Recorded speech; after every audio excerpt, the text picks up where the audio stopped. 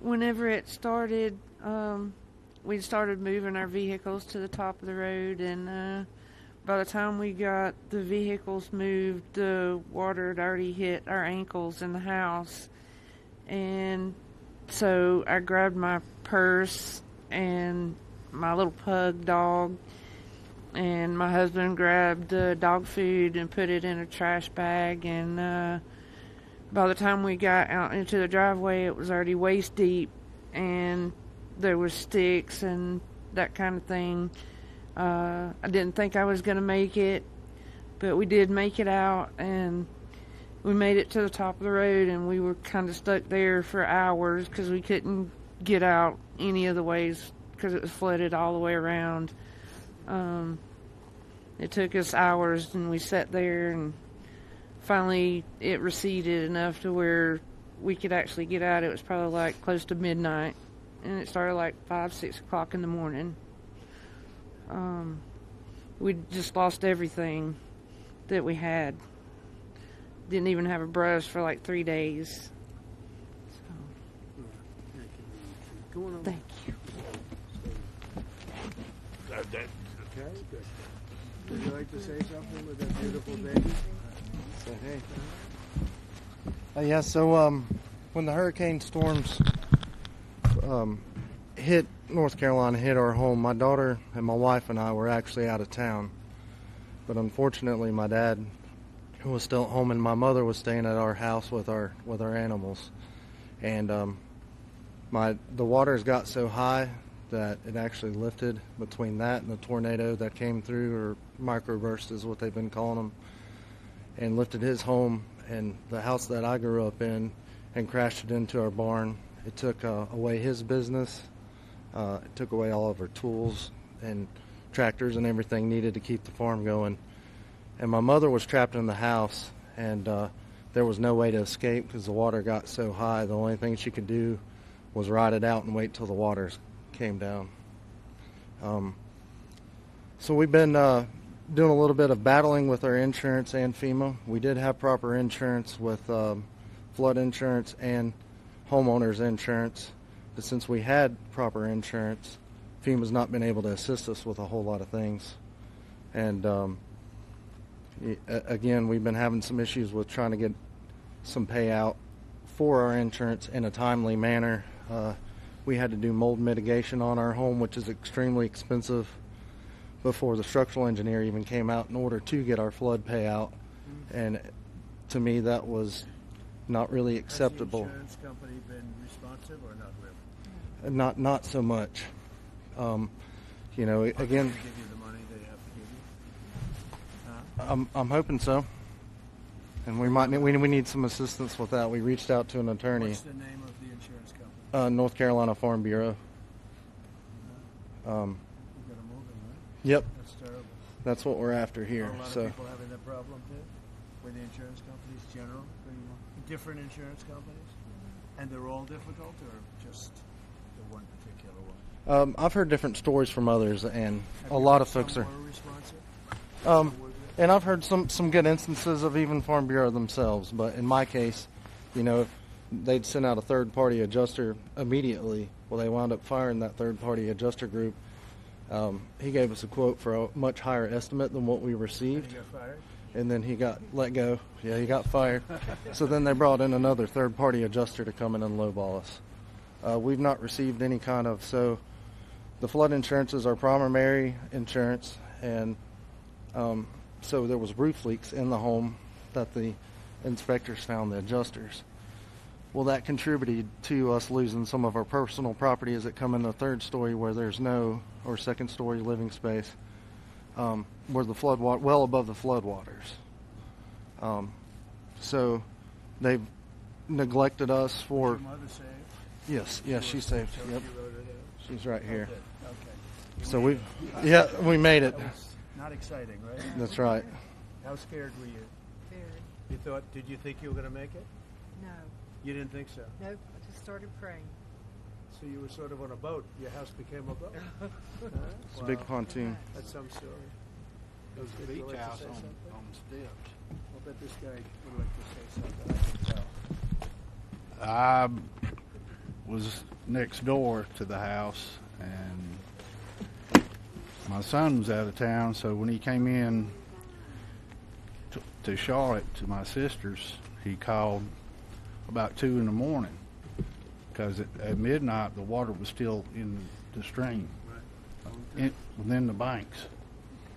So when he called, the water was coming up, so I started moving vehicles up to about 5:30 in the morning, and she was in the house, and I pulled up to the steps, and I said, hop on the fender and I'll get you out. Well, he built a beach house on stilts, 5 times higher than the floodplain. And she said, well, he said I'd be okay. So I'm staying with the dogs. So I went to higher ground with some vehicles, hers included, and the water covered everything. But I'd already seen it come around both sides of my place. So I got my blind and deaf dog and a bag of valuables and took up off the side of the hill behind my house, and then was heading to the cemetery back there because I knew it was open, because there was trees falling and uprooting. It was raining. You never saw anything like that? No, I've been through floods There's never been anything. all my life around there. Never nothing. Never been anything like that. Mm-mm. But you're okay, right? Yep. House destroyed. Yeah. Well, we're going to help you out. We're going to help you out. Appreciate it. Okay. Thanks for being here. Anybody else? You guys okay? Our day that morning began a little taller with some trees falling into our house, which our house is goes back 4 generations, 80 years, and never came close to flooding. And we woke up with trees about 4:30 or 5 in the morning, and our house sits 3/10 of a mile back off the road, and the water, we've had flooding and such in the lake, but nothing like we saw. And like most everybody else, we moved 5 vehicles as far up, and lawnmowers and everything else, and the water started coming in the house. And when it got up to about ankle high, we have a loft. I got her up in that and tried to gather what you might want, which was totally random. And then when it made it to the loft and started getting up to about her hips, I built a little makeshift ladder, and we got out on our roof. And we spent 4 hours on the roof. I had a little baggie. I did notes on my cell phone to my 2 kids and my 2 grandkids, and something to identify me in case we were lost in it. Did you think you were going to make it? No, we're. Oh, you didn't? Yeah, we didn't think we were going to make it at all. I mean, our house was 25 feet underwater. So you didn't think you were going to live? No, we were watching houses, trailers, bodies coming by us. And we live in the Azalea Road area in East Asheville. O-Team. Yeah, we watched our garage float by. You just lift up. Yeah. But, we got to a point where it crested about 4 feet up on the roof. We took about 3 or 4 hours for it so we could kind of do everything in reverse, and got out in the mud to higher ground.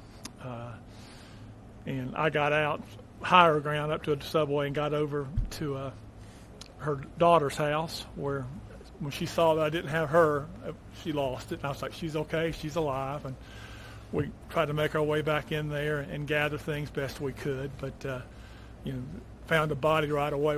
There was about 8 bodies in our area that first 2 weeks located. And we were lucky we weren't one of them, and blessed.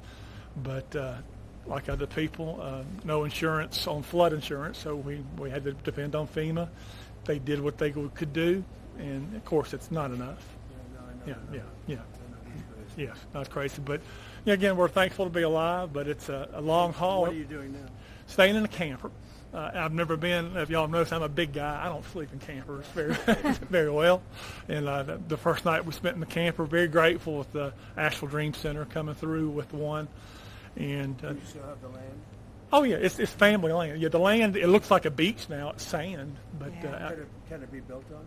yes, Do you intend to do that? yes. You want to build again? Yeah, Samaritan's Purse. We're working with them. We're working with people. It's 80 years 4 generations. But the house is totally gone. No, the house is there. It's they down got to, it. yeah, they came in and mudded it, but everything in it was completely destroyed.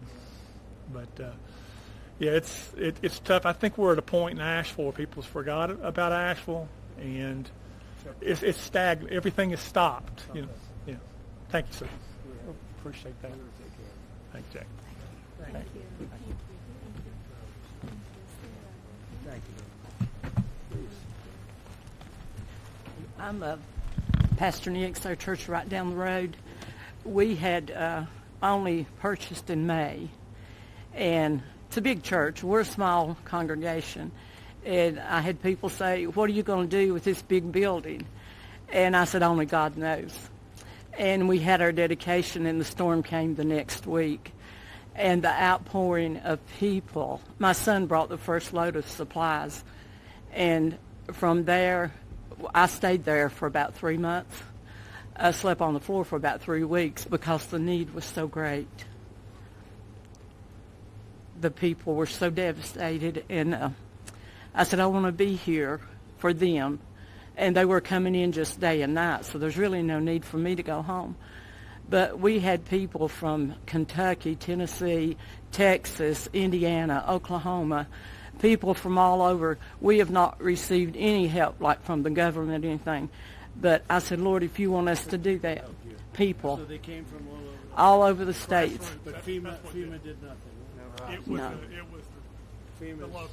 wasted time and money. The locals and the people that knew us. And before the week was over, our church was so packed with supplies we couldn't even walk. Even in our sanctuary, it was up to the platform of things, and in our halls and in our rooms, and we're just now beginning to get a little straightened out. But somebody said, how long are you going to be here? I said, I'm going to be here through the winter and even on, if possible, because when you meet people that's been through the struggle, I had a little lady come up, and I said, can we do anything special for you? And she said, I don't want to be selfish, but said, could I have a cup of coffee? And I handed her that coffee, and she stood there, and tears just poured. She said, you don't realize how important the little things. It's not the big things in life that we have, but it's the little things and knowing that God is our source. I don't look to man. I don't have to have a lot of things. I had trees, about 20 trees down in my yard, but that didn't really matter. Doesn't matter, because the needs of the people is what I want to be there for. God is good. He's very good. And my daughter now, her house is really in bad shape, and I'll let her tell you about that. But thank you, President. This is our president. We appreciate you so much. I live out in the Fairview area of North Carolina, and near the Back Cave, Lake Lure area. And our area was hit. It was hit really hard. I was home alone, and my husband had stayed in town because we take care of a little lady that's 98 years old, and she lives out in the woods by herself. And I said, just stay with her and make sure that she's okay. And I got up the next morning, and my first thought was, I want to go see what our road and bridge looks like. So as I was making it down to the road and the bridge, there was no road and bridge. And so, here we are, we're like at a little island, we can't access the main road or anything. And then the fire department came by the next day and said that they were evacuating me and my neighbor because a landslide was going to come. And they told me to get my stuff and get ready. And so while I was getting my stuff and getting ready, there was a knock at the door, so I thought it was the fireman. And I went to the door, and there stood my 21-year-old son. His name's Nathan, and he had drove as far as he could to get to me, but he hiked 5 miles, and it took him a really long time. And he got there, and he said, Mom, grab a bag, we got to go. And I said, son, there's no way I can hike out of here. And he's like, no. He said, we got to go. So we started hiking out, and I seen one of my neighbors who, she had no clothes on. Her skin was like chunked up. It was just, she was blue. She had been, she had been in the waters, and where she had went, or I don't know, but it horrific is just all I can say. But then as me and my son hiked on out, we went through where this place, we call it Craigtown, but there were like a lot of family members there that passed away, like 11 of them, and there were people out everywhere looking for their loved ones, and there were dead bodies. You know, my son's like, Mom, you're going to see things you don't want to see. And so anyway, we got through all that, but I stayed at our church in our sound booth. My husband and I, we just slept up in the sound booth for a couple of months because we didn't have power or anything for about 2 months out there. And then we went back. I've been fighting with FEMA since day one. Our community, there's like 32 homes. We don't have a road and a bridge. We're driving through our neighbor's property. You know, I went to EMS and I said, look, my concern is if we have a fire or we have an emergency out here, you're not going to get to us. You can't get those big trucks up here. And I've called and called and called FEMA. And, you know, I said, this happened on September 27th. That's 4 months ago. Well, for us, today is still September 27th. You know, we haven't had help. And so when I talk to FEMA, I'm explaining the road and the bridge, and they send me a letter that tells me to basically fix it and send in my receipts, and they'll refund me some money. I'm looking at a road and bridge that, honestly, the bridge itself is probably going to be $300,000, and the road could be close to that also, because the community has to have big boulders brought in. We're not a rich community. We can't fix it ourselves.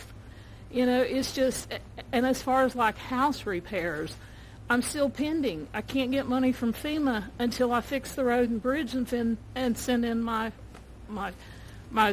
proof that it's fixed and everything. It's just, it's been a nightmare, and I totally feel like that we have been forgotten. If it had not been for our fellow American citizens who stepped up to help us, I don't know what we would have done. I have 5 neighbors around me who completely lost everything. You know, I have damage to my house, and I don't feel entitled. I'm embarrassed to even say I need help, because, you know, and sometimes there's even that survivor's guilt is what they're calling it, but you feel guilty to even be alive sometimes. You know, when you look around, you see your neighbors that are gone, and it's just, you know, we need help. I wrote a letter to send to Congress. You know, I don't understand what's going on. If we can't get FEMA help, then will you guys help us? Will you step up and be our fellow citizen? Will you step up and be our neighbor and send us something? Help us get our community back. I could go on. It's just I don't know, it's just heartbreaking. I appreciate you. Good daughter you have, huh? Good daughter. Take care of Mom. And your son must be great. My son is great. No, he sounds like a real leader of the small. He really is. To hike in. How would you have been if he didn't come and get you? I don't know. I'd just would have been there because the only thing we could do, there was no way to get out there. The only thing we could do is just hike up to the church, the first church that was up there, about 3 miles, to get, you know, maybe what we needed or something. I don't know. He is. Thank you. Again, thank you very much, everybody. So we're going to be here. We're going to be working with our congressmen and women, and they're going to do a job. And Michael Watley is going to be very much in charge, and you'll get it done.